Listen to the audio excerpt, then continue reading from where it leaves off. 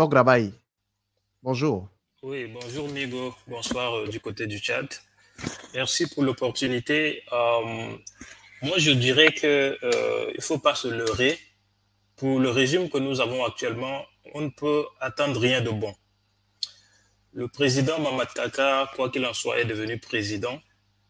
Et c'est un jeune qui a grandi dans ce système dont il a hérité et il continue de piloter. Et si vous remarquez, tous ceux qui sont autour de lui, la plupart des cas, c'est des hommes qui ont roulé avec son père. Oui. Ce sont ces mêmes personnes qui ont ruiné le Tchad. Et aujourd'hui, ça fait que la gouvernance de ce système est axée sur l'incompétence et l'impunité. Mamad Kaka est sorti faire un petit discours le 11 relativement à la corruption, détournement des biens publics. C'était le même genre de discours que son papa tenait. Je me rappelle, décembre, je crois, à Bangor, son papa disait la même chose. Il suppliait les gens d'arrêter de détourner.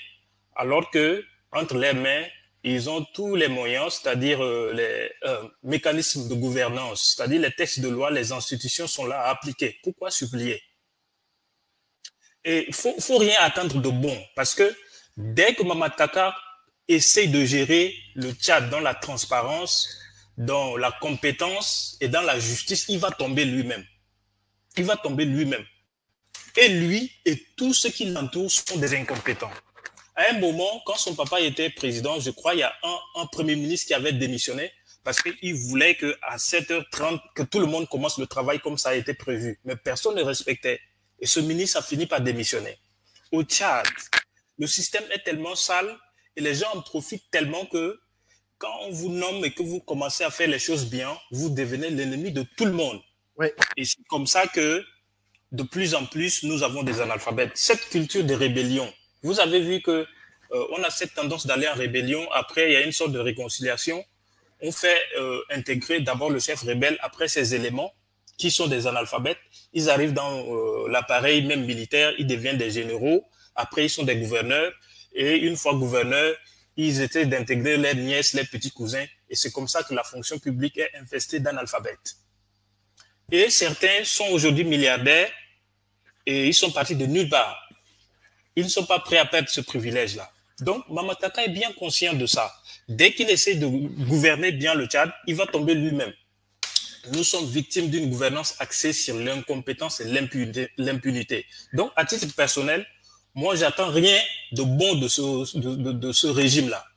Et il faut regarder les choses clairement. Il ne faut pas donner beaucoup d'excuses à Mamad Kaka, parce qu'avant d'être président, je crois que même avant d'être à la présidence, il était à un moment directeur de la cimenterie. Donc, il sortait de la présidence, il travaillait, il voyait comment le Tchad avançait, il voyait comment les gens souffraient. Il connaît bien les problèmes du Tchad. Il n'a pas besoin qu'on vienne lui dire que ceci va mal, ceci va bien. Il connaît déjà. Il connaît déjà. Et vous avez vu comment il a géré le cas de détournement de son conseiller. Il dit que le monsieur a restitué l'argent et qu'il a pardonné. C'est-à-dire, et lui et le mécanisme de gouvernance n'est pas en mesure d'appliquer les institutions pour régler des problèmes. Nous ne pouvons rien attendre de bon.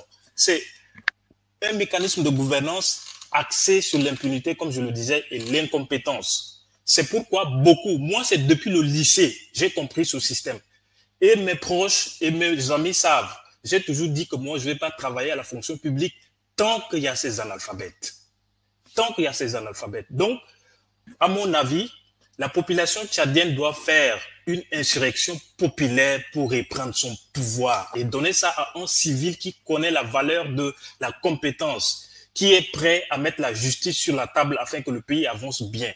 Merci, je ne vais pas continuer par monopoliser la parole.